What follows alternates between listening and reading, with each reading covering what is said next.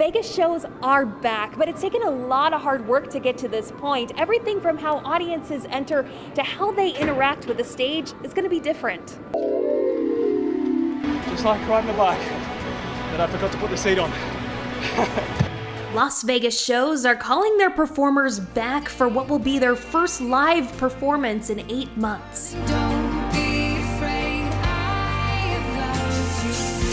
What are we going to do? Wear a mask? We're going to kiss? Well, we can kiss now with a mask on. Absinthe at Caesars Palace is welcoming back audiences to the big top.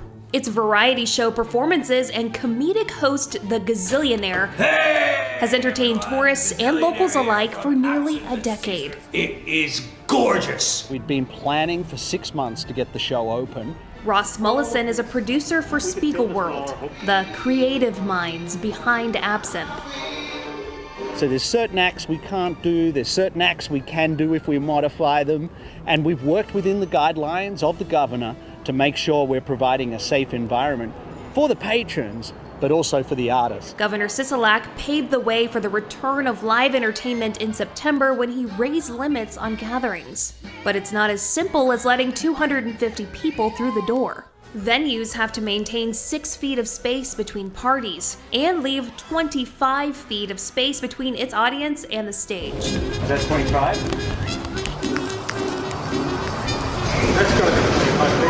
The Absinthe venue typically seats 660 people, but the stage and social distancing guidelines mean that only 150 will enter the tent each night. These smaller venues, not just our shows, but in town, it's tough, and it definitely They aren't able to open. Definitely needs to be changed. Angela and Matt Stabile are the husband and wife duo responsible for Caesars topless review shows, X Country and X Burlesque, as well as the Magic Meets Comedy show Piff the Magic Dragon. You know, this room seats 350, and we're only allowed to have 80 seats sold.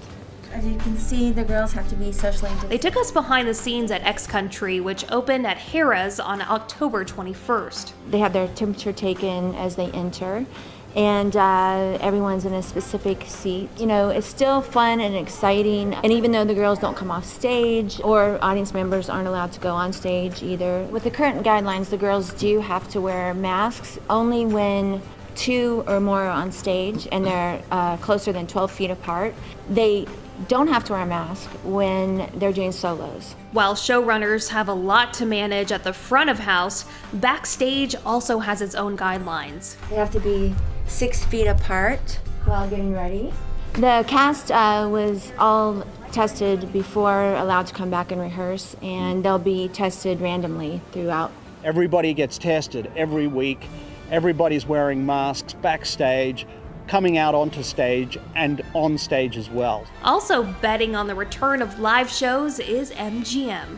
David Copperfield, Carrot Top, Jabberwockies, and Brad Garrett's Comedy Club are among several of its shows returning November 6th. Cirque du Soleil is selling tickets for select performances in December, but its fate remains up in the air. Reps for Cirque hesitant to set an official opening date, instead waiting for capacity limits to increase so it can pay for the show. Oh, he's back!